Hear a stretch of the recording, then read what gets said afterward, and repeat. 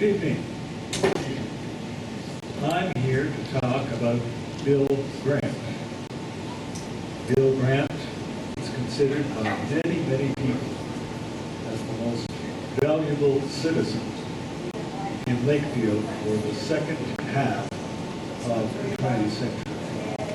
And those who knew him well understand what I mean. He led so many organizations here. He built the arena that ultimately caved in. I built the replacement. And it's still standing longer than his arena did.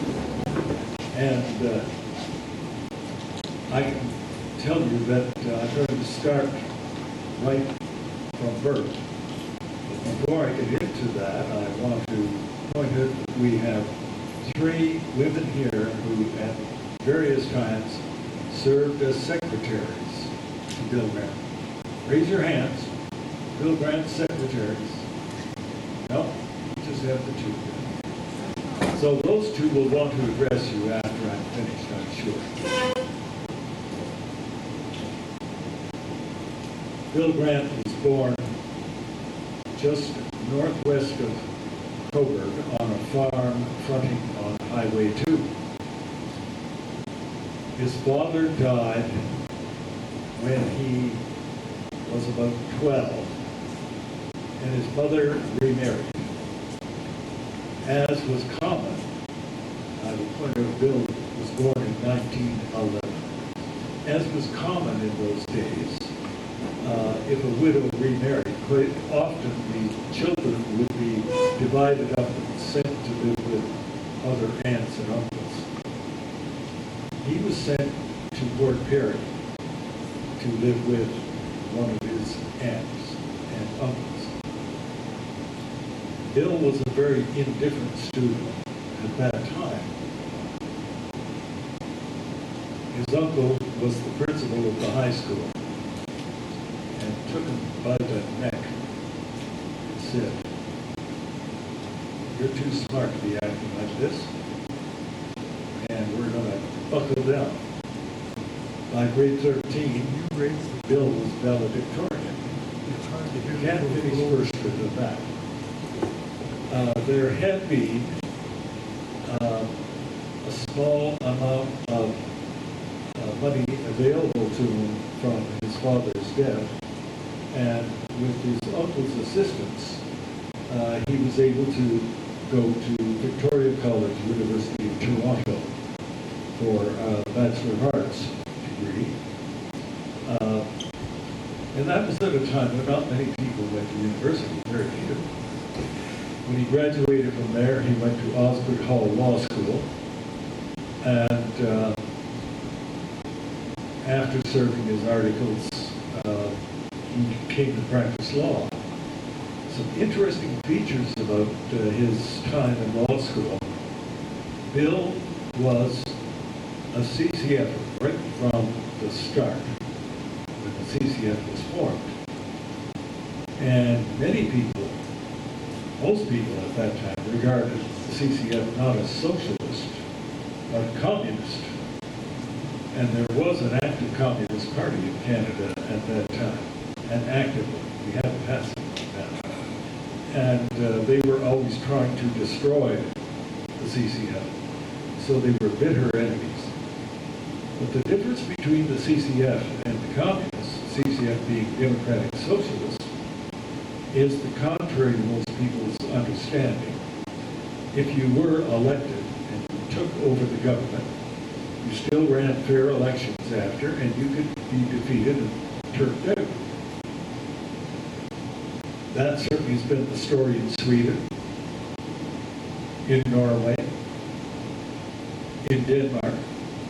They're in office, they're out of office. They hand over the reins of government when they lose, just like all democratic parties should do. Bill had, in Toronto, at the corner of Church and Dundas, his own soapbox corner. This was sort of Hyde Park anywhere, and various speakers on various subjects used to carry around a soapbox, set it up, and start speaking, and a crowd would gather. And he had his own soapbox corner. Have you ever heard of anyone else that you know of who had a soapbox corner and would address people? Well, Bill was fearless, and you had to be fearless if you were going to have a soapbox corner. Once he graduated, he started practicing law first in Aurelia with a cousin, and that didn't work out. So then he went to St. George, and then from there he came to Peterborough. He arrived in Peterborough in 1944, but came straight up to Lakefield to live. He set up his sole practice in 1944. And he practiced as a sole practitioner until 1964. That was when I joined him, and I was the first partner he ever had. One other feature was that Bill Grant in practice was that he was a great mentor. He insisted, for example, that I run for municipal council in Peterborough just as soon as I came out to practice law. I said, that's going to cost us a lot of money. And he says, I don't give up. You can imagine. Because Bill would not cross the street for $1 million. And he was totally incorruptible. The reason that I ran was that he and two other lawyers, Gordon Farquharson and who's the other one? Oh yes, Norman Crook,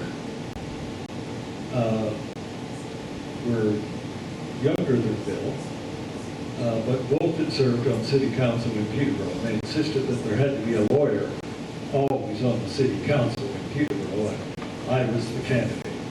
So I couldn't turn them all down. That's why I wound up running twice. I was elected twice in Peterborough to 2-year terms at age 26.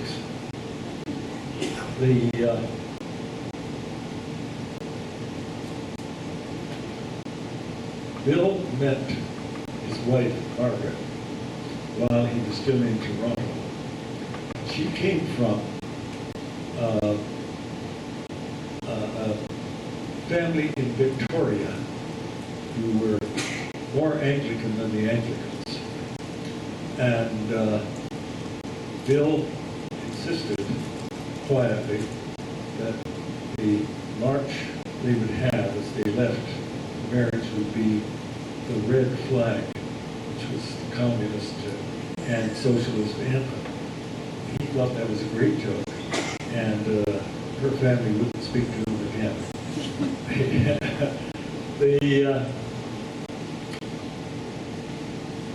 Bill and Mark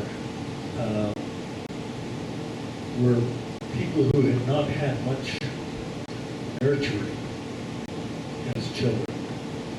And they were very anxious to have a large family, and they simply, Mark had 2 or 3 failures, and they ultimately did have a son.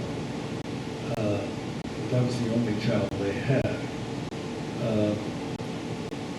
They were anxious to have a social network in Lakefield, and they developed one very quickly because they could relate to anybody, and they were non-judgmental in Lakefield with the people that they knew. And they were accepting of everybody, and Neil pointed out, well, it went both ways. And that is true, because Bill could be pretty crusty at times. The political side of Bill came came out very quickly, and he served a couple of one-year terms. They were one-year terms in those days on the municipal council in Lakefield, and then ran for Reeve.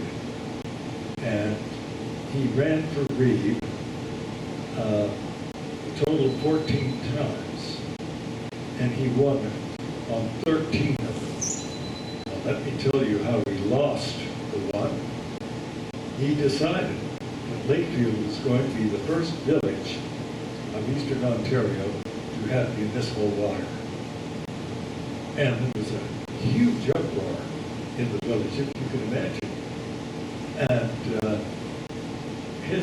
his voters were so confident, you know, he'd won a number of times in a row, that they didn't all show up at the polls, and he lost.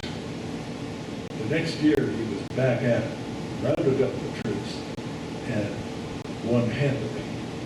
His total time then was 13 elections, one-year elections, as Reeve. He also served as warden of the county of Peterborough in 1955.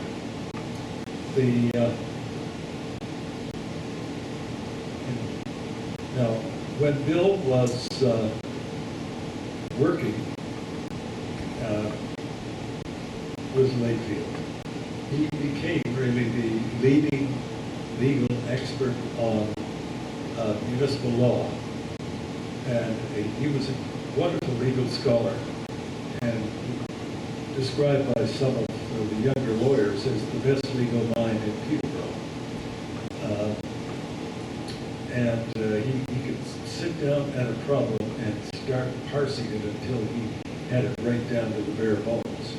Didn't skip over any of the easy stuff. And all of the municipal work in the village of Lakefield was free. All of it. The village of Lakefield paid nothing except his expenses.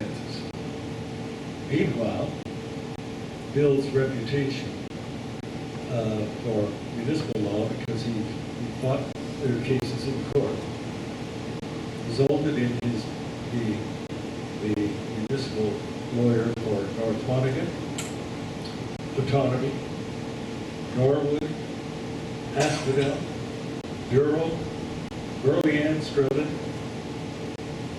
also Percy in the next county. He had it all except the city of Peterborough, of course, and Smith Township. Walter Howell had Smith Township, but he had all of it sewed up. Occasionally, though, there would be one township suing another, and he'd have to send both sides to other lawyers. But by and large, now, Lakefield was the only one that he didn't charge. He charged all the rest.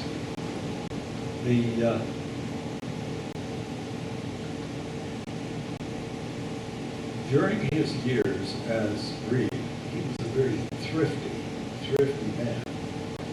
And in terms of his thrift, if you're wanting to think about a politician, his style was Tommy Douglas. Very thrifty. Tommy Douglas ran up 16 consecutive circuses in Saskatchewan, which was a very poor province at that time, until he said, now we can afford Medicare. 16 consecutive circuses. That's what they call the tax and spend socialist. And Bill Grant was of that style, very thrifty, until we had to have water. It was not from the wells. And that was a turning point, because at that time, Bridgenorth, which had not separated as a village, had about the same population as Lakefield. And Lakefield wound up with sidewalks, electric lighting. Bridgenorth still doesn't have municipal water. And you can see the difference in the two communities. Once you have a separate entity, as we have in Lakefield, Richland made some rumblings about becoming a separate village, but there was such a fierce anti-campaign from the rest of Smith Township that ultimately got squashed.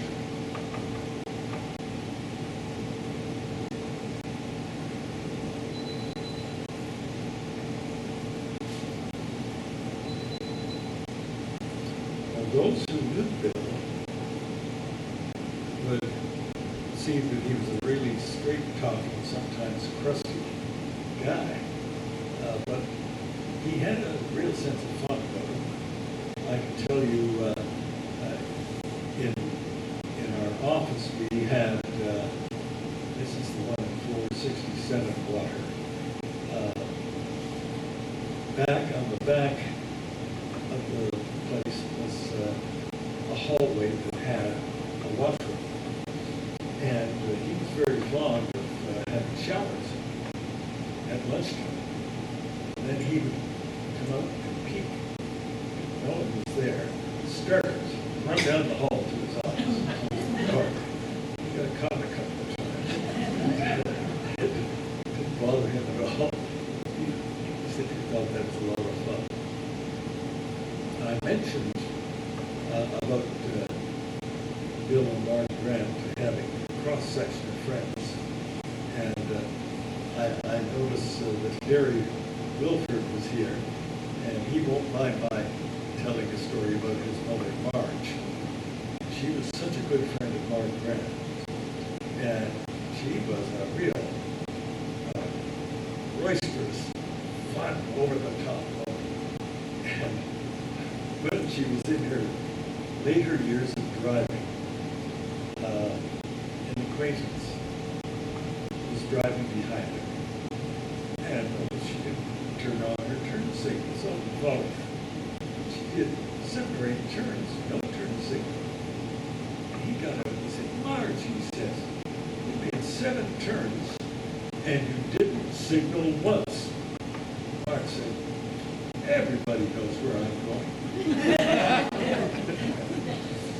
Anyway, Bill was a leader in establishing the curling club, and many of his best stories are from his curling days. He was not regarded as a particularly skillful curler, but he was enthusiastic. And when he was skipping, he would wear his red clan tartan tam. And if he wanted you to draw to a point in the rings or elsewhere, he'd take off the tam, drop it there. He was supposed to try to curl to the tam. He was scrambling to pick it up. See, well, sweepers would be working. And then he curled on a seniors rink that had been put together and had been put into our competitive league in Lakefield, where you could form your own rink with the idea of going off to Bonspiels, and it gave you time together as a rink. It was a seniors rink put together by Theodore Red Graham, and they won Eastern Ontario twice. It was largely because they were so used to curling together. But I can tell you that a story about Red Graham. I know I'm getting off topic here, but I love this story. Red Graham was curling in one of the ordinary draws as a skip as well, and he came to the final of the competition, and he was facing the Reverend Jack Patterson. Jack Patterson was an ungainly curler, but effective, very effective. Red liked to clutter up the front, so he would came down to the last end, and Red had a rock really buried, and he threw his last rock and filled the last hole. And he came down the ice and said to Jack, well, he says, you want to bother throwing yours? And Jack said, I'm not only going to throw, I'm going to win. He says, and when I do that, you have to come to church on Sunday. He made the shot. Half the curling club came to church. Red to come in. He came in, you know, in the suit he probably hadn't worn in 2 or 3 years, standing in the back. Jack and his servants came up the aisle to greet him and bring him down to the front. Oh, gee, I hadn't been to church in a long time, but it was really worth it. Red was a really good sport about that.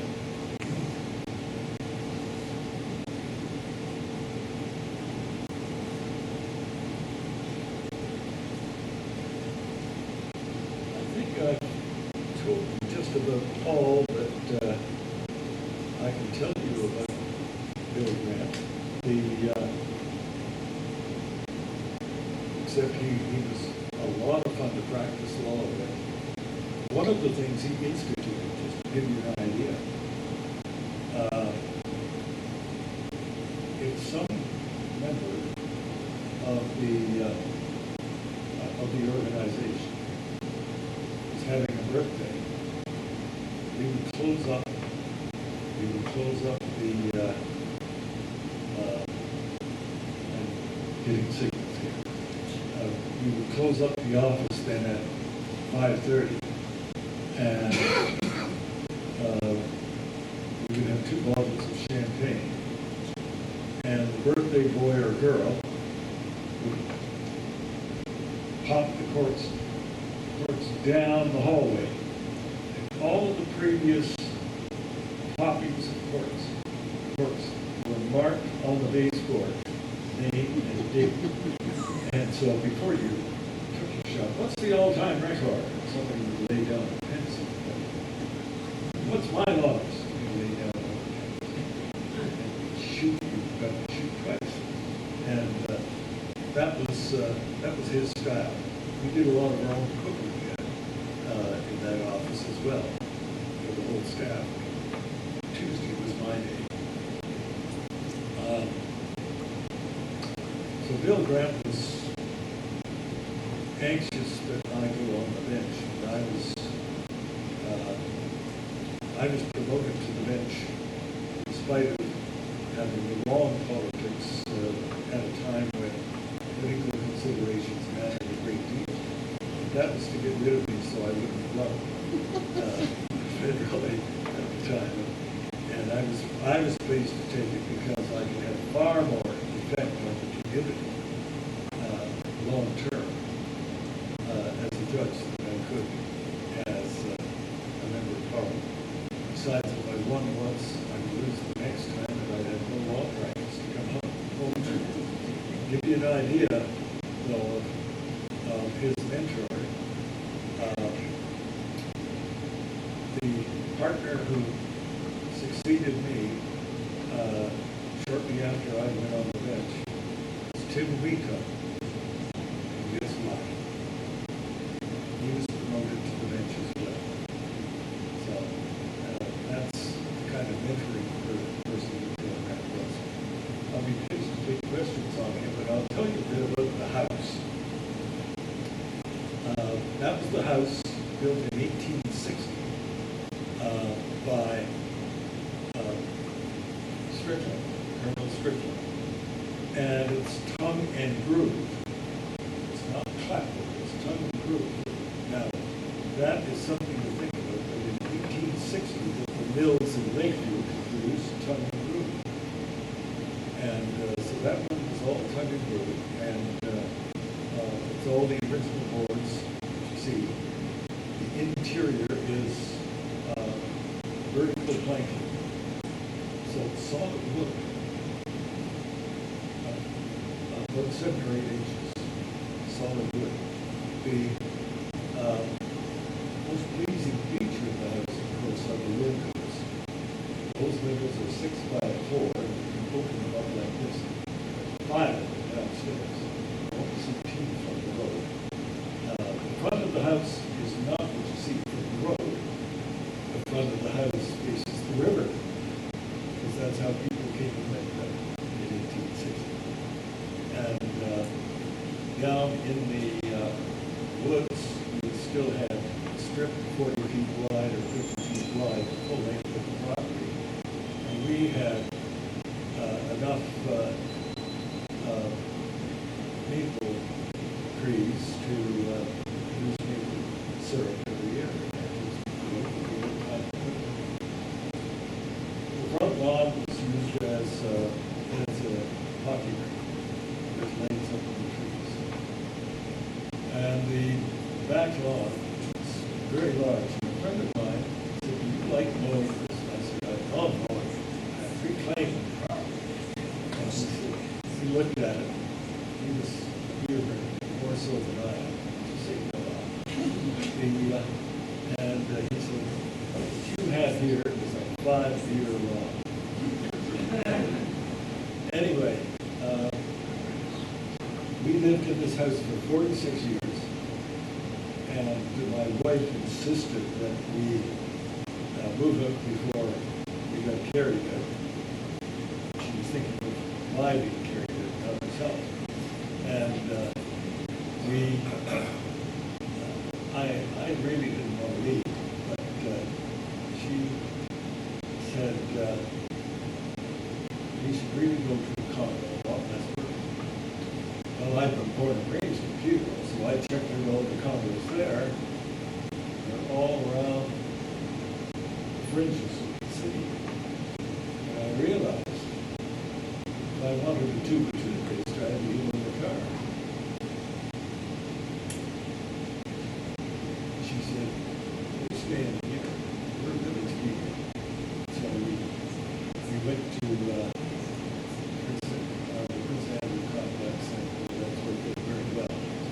And I do realize the value of being a village person. If I choose, most of the time I walk to the hardware store, walk to the pharmacy. At my age, all my friends are at the pharmacy counter, right? So still together. I can walk to the bank, and I can walk to the LCBO and get my wife's favorite wine. What more could a man ask? So I realized that I'm a total village person now. But you know, even in our 46th year of living there, some of the old timers, "Oh no, I'm looking at you, Neil," kept referring to the house as the Grant's house. So and he'd been in there just a little more, half as long as I had, but he had more impact than I had. I'll take any questions that you wish to pose, or you can come up and have a look at this book. This book was assembled by my kids. We refused to let any of them buy it. The 3 kids, one buys it, the other 2 will be as museum. I said, no, we wouldn't allow that. We sold it to people who are interested in the history of the house. So our kids came individually and went all through the house, room by room, took photographs of every room from various angles, and shots of what you could see from various angles as well. They assembled it into a book for us. So if you want to come up and have a look at it, I'll be leaving in 10 minutes. Any questions?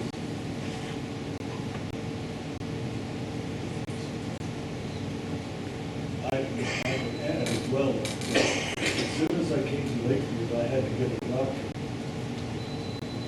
And I see he's here. How are you today, John?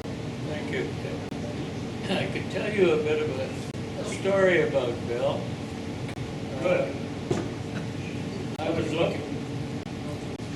Or you can do that too.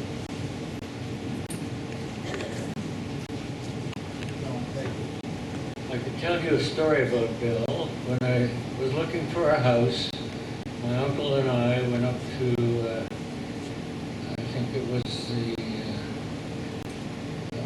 the nuclear place on the Ottawa River, and we talked to Joe Porter, and Joe agreed to sell me the house.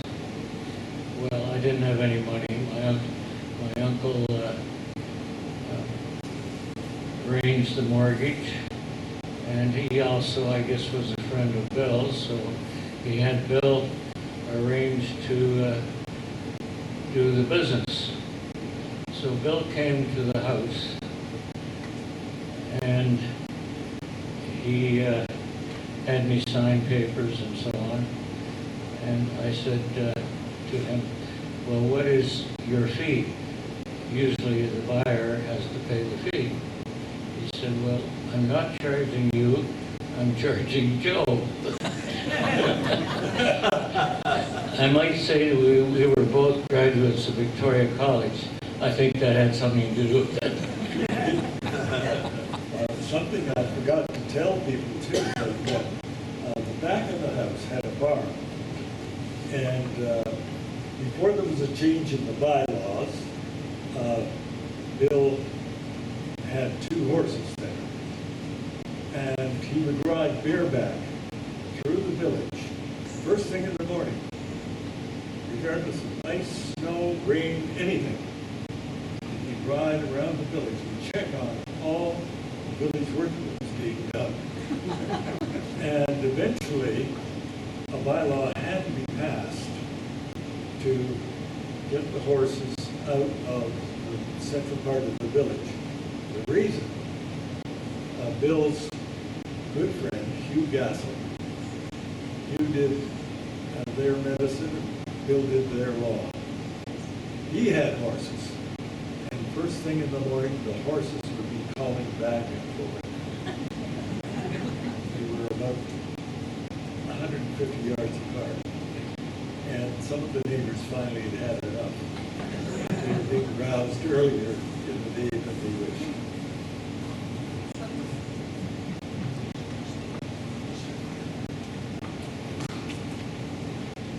Thank you very much. That was a very interesting talk.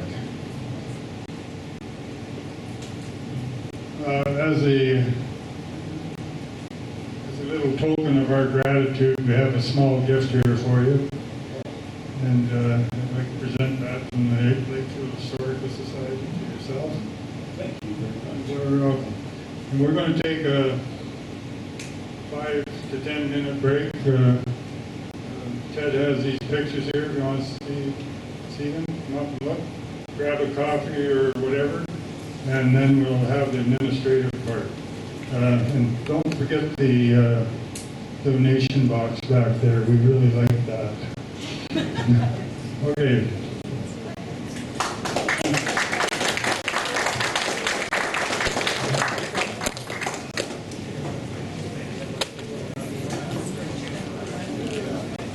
Questions, Neil?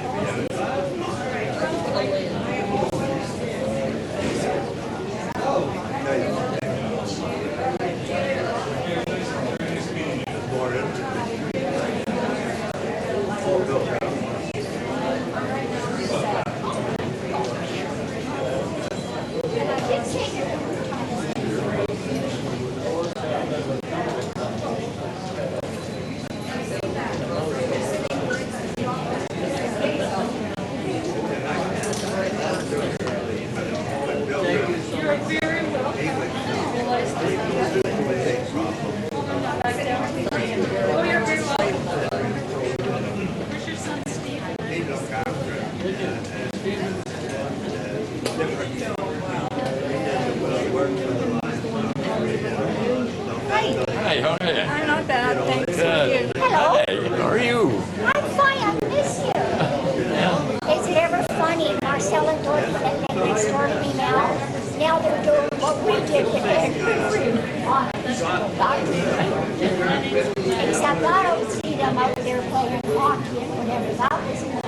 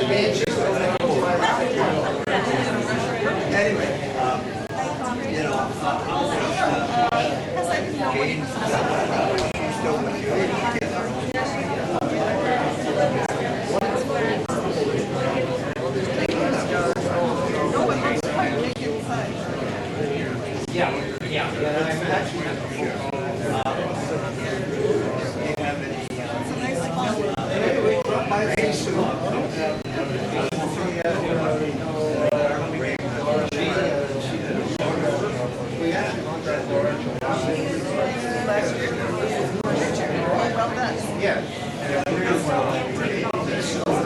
Fabulous help.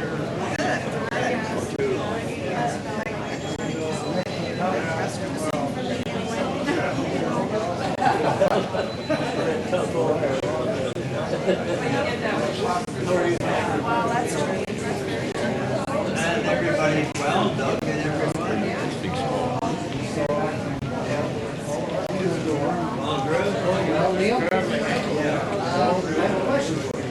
I don't know if I got the answer.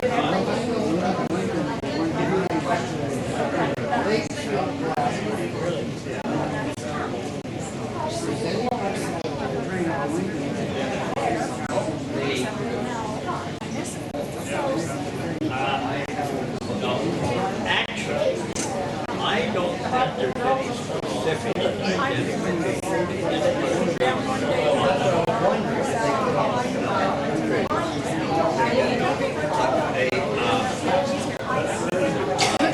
most of the people in Lakefield, when you're finished reading here, I have a couple of thoughts.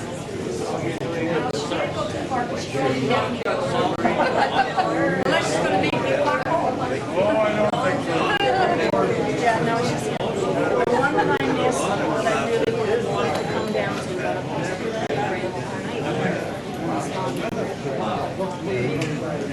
supposed to be next door. One of the last stories. One of the close to the neighbor Brown. Yeah, I would have liked to see the kids, because I have Eric went back to the station, Rick and Bob, store, I had a couple of cute ones I called her, but they're all. She lived at my house most of the time. One time, they went away on holiday, so the neighbors came because of course kids is going on. it was quite good, it was very small production. Midnight, we get a call, we were at the farm or something. And his mother, We went into the swamp and she would come out. So by midnight, Ray and I were down there and I just gave one shot. And I came in and she said, you can take her home with you. So then on the end, I was like, but she was, there was no way she said, you can't. And that was the thing. Bob, six dogs.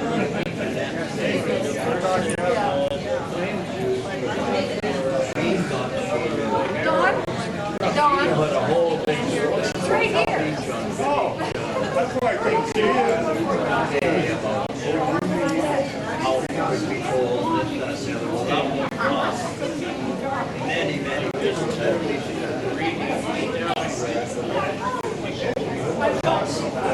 Arnold. She's got me so confused. Where is she going?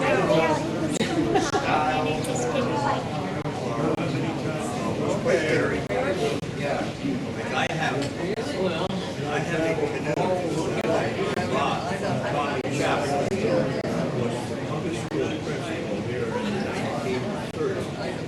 That was labeled and told Lakefield. Beautiful, beautiful, beautiful. And I bought it.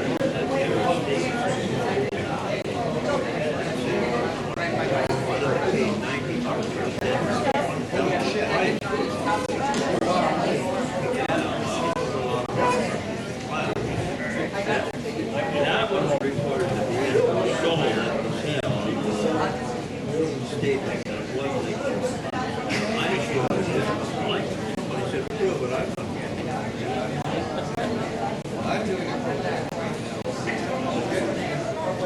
Was that public school?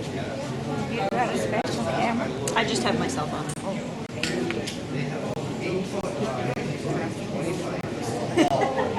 I can take one of my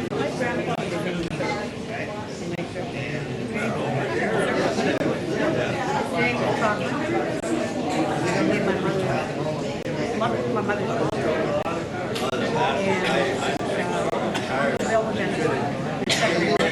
Bill and Mark.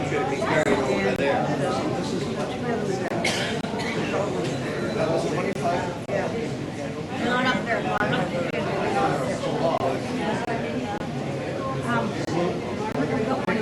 Kenny was married to Genevieve Allen.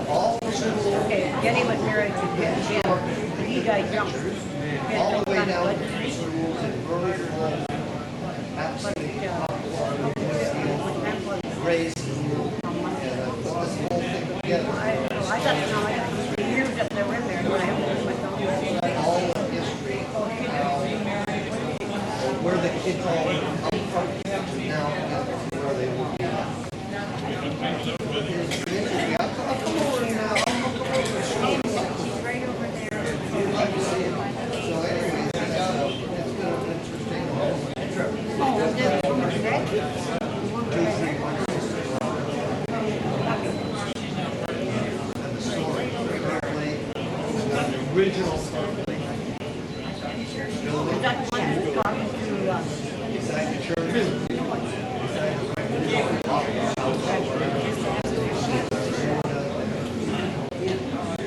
It's been an interesting voyage. We'll reconvene in a few minutes. And please head to your chairs.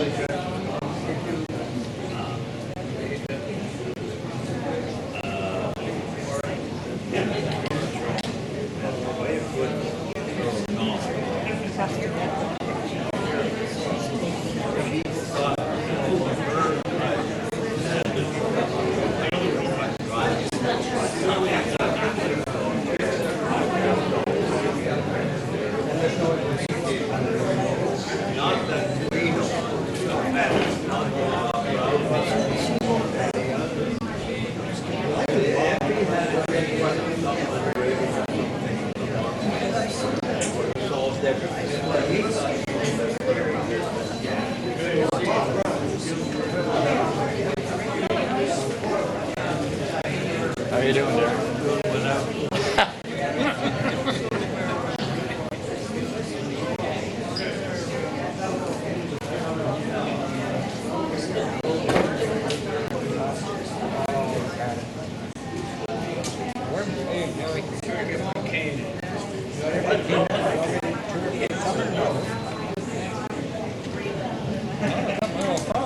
Up anyway, so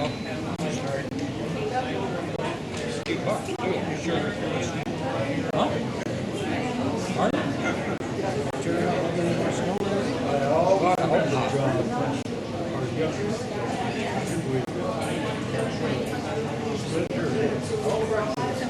Oh, maybe I'll make it up to Warsaw.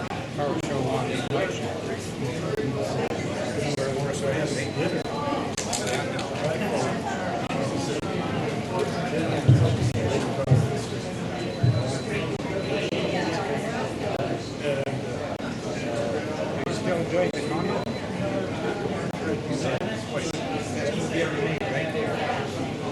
Wouldn't go that far. Yeah, we're downstairs, isn't it? Yeah, it's quite the step.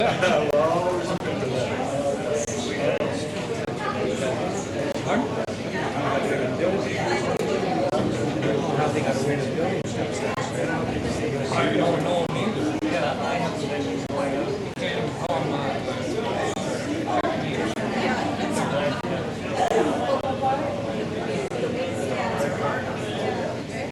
should have had more than one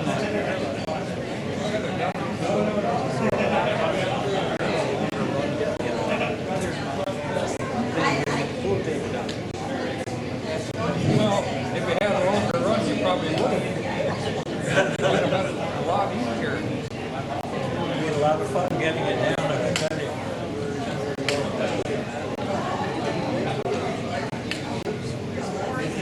Don't think it'll ever come under there.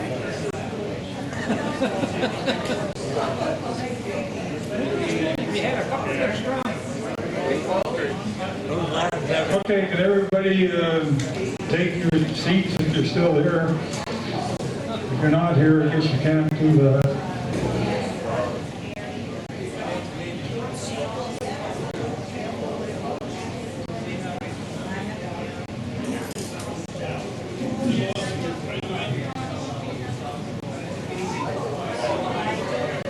Go!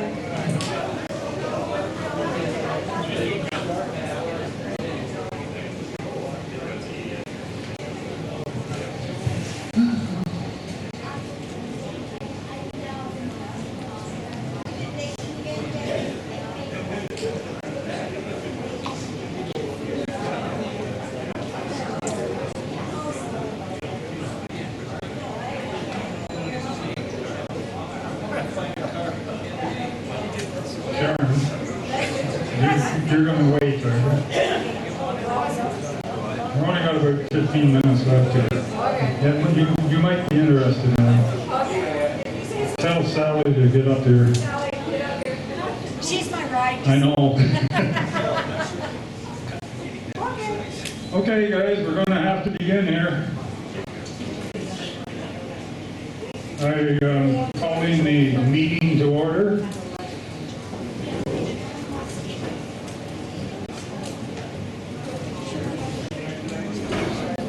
The roll call of executive is a bit slim.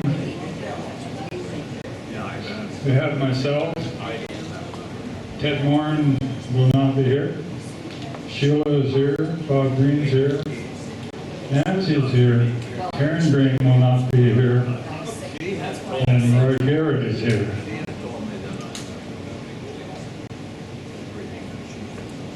The treasurer's report, as I've been given to read, is as of May 2018 is $4,513.93.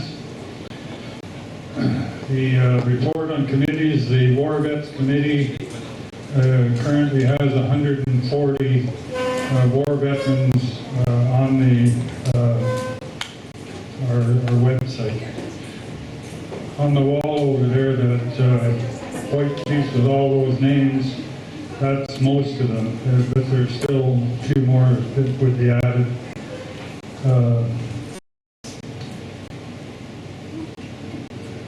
Old business is always the same as usual. Geez, you know, we had that place all full and we're gone now. Anyway, we need volunteers. That's how this thing runs. And we badly need volunteers. And I would ask that those of you that have not volunteered to give it some thought.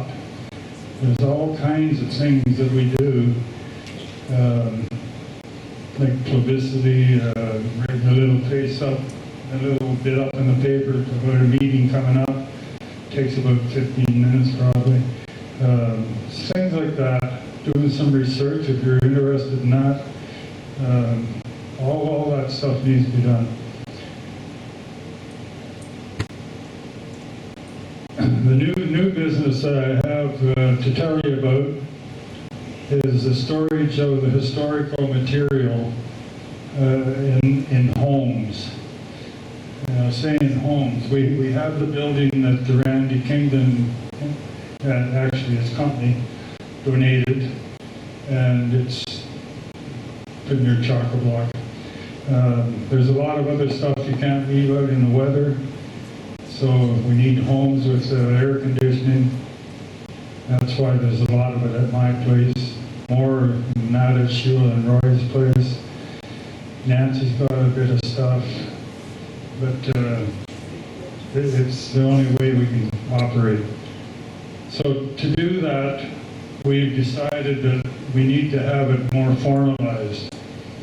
That means that there will be forms signed for, like in my case, I'll make a list of everything I have in my house and sign a form saying it's there and I'll take good care of it, and everyone will do that. That way we know where everything is and that it's taken care of. Now it's the executives that do this, and the reason for that is the insurance that we have on the Historical Society insures the executive. It'll insure directors, but the executive for other stuff.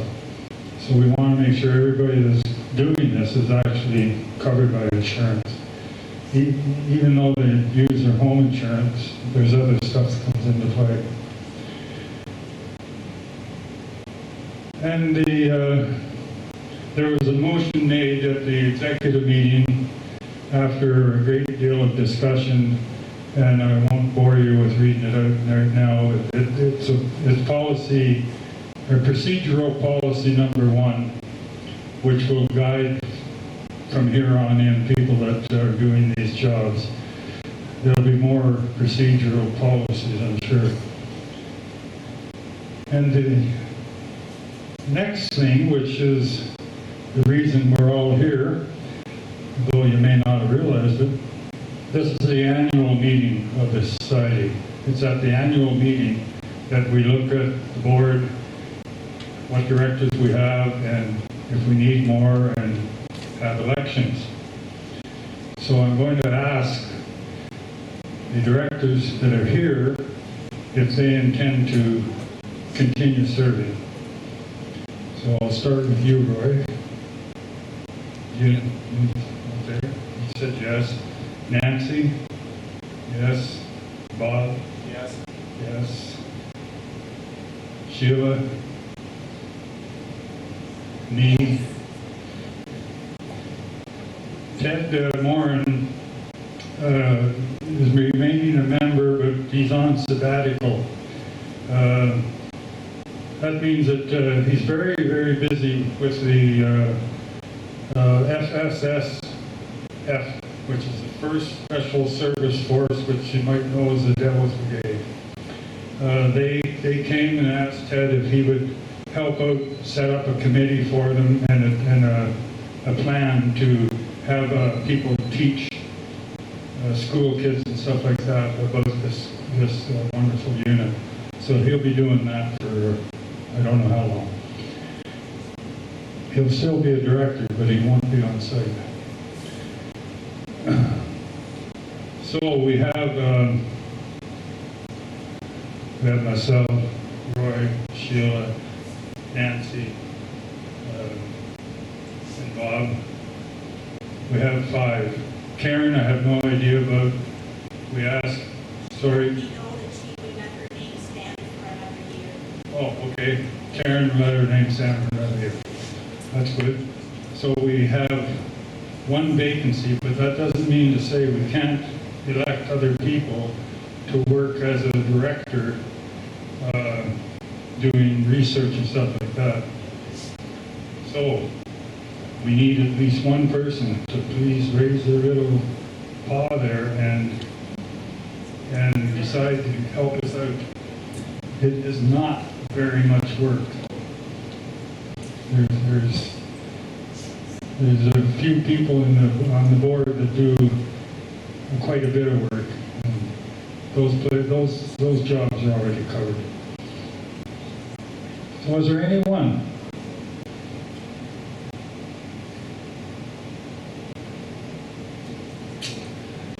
Okay. So we have no nominations for directors. There's no need for a motion. And you know I've read out the names of the directors.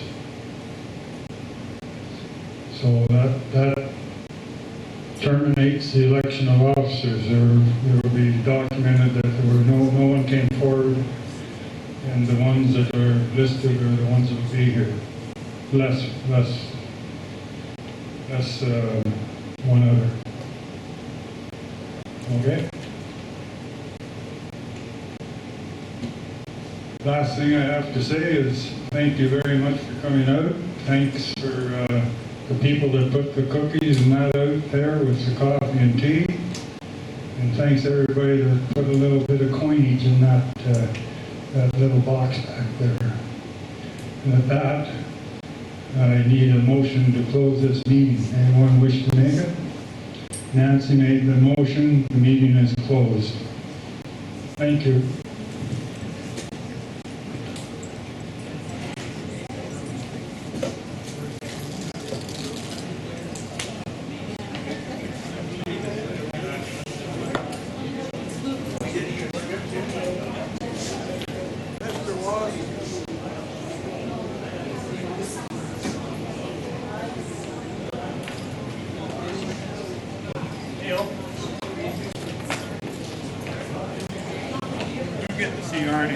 You get to see Arnold fairly often, do you? Quite often, yeah. Okay, he asked me to do this. So would you be I can kind give it enough to to him, drop yeah. it off? I'll give it to him, yeah, Yeah. not right immediately, No, but no. I'll see, get He wanted to, as is, yeah. yeah, he wanted to know the Lakefield guys that won military medals. And Yeah. there's four, I'm not sure if they're all Yeah. Lakefield. Also, I don't think I have a form, but one person that I'd love to see and I think should be done in the veterans group is Jack Moles. He was a very, Oh, absolutely. I would no, do. he was a very, very well regarded citizen, liked by everybody and so prominent with Down the road, maybe. Okay. Okay. Yeah. I mean, I'm interested, you know that. Yeah. And I've done a lot of You things. got lots of talent. There's Well, and I would enjoy it, I know. You but do I not just- have to be a director to be a volunteer. no, you yeah, don't. Yeah, I just, like, right now, I'm just, No, that's You know what I mean? Yeah, that's understandable. and, but I think, like, it's one thing. I'm waiting to win the lottery, and then I'm going to buy you a train station. Yeah. And do it over and make that where we And store you'll have everything. an awful debate then, because I'm going to buy that little building beside the post office. Because it has all Beside the kinds of post foot office. traffic there. Yes, it And does. make a wonderful display. And, But it's awfully small, Neil. well, I think the railroad It's a lot station better would be than what bigger we better. than you have. would think. That's true. It's much bigger than we have. And also when I buy it, that building next to it is part of the parcel of the same. So we'd have a large storage room in that other building where the Charltons used to live. Did the Conscious not own that? It's all one part and parcel. Yeah, I knew it used to be. I didn't It know still it, is. it has never been It severed. still is. So if one were to buy one, unless you'd get a severance, you'd have to buy both. And you'd have rent from them. Well, I just always thought the train station would be good. It's in Oh, I do too. our neck of the woods, and there's lots of parking. No, That's the one I want. what I would. I've been buying those tickets for 40 years. And Well, now see, there's my problem. Ray was always the one that bought the lottery tickets, and I never bothered. oh, Now, like, if I don't have a ticket, I don't have a That's it. chance, do I? No. But I guess I better start funding. yeah, absolutely. Anyway, well, honestly, well- down the road, I will consider Well, doing. a few months of Yeah. you're giving us a call. Yeah. Oh, yeah. I can do that. I mean, as Roy says, you don't have to be a director. No. I don't even know what to call them. That's why I didn't call them something else. Volunteer, I guess. Yeah. Well, that's yeah. Okay. Okay. Well, I can always drag some people in to help me too. Yeah, that would be wonderful.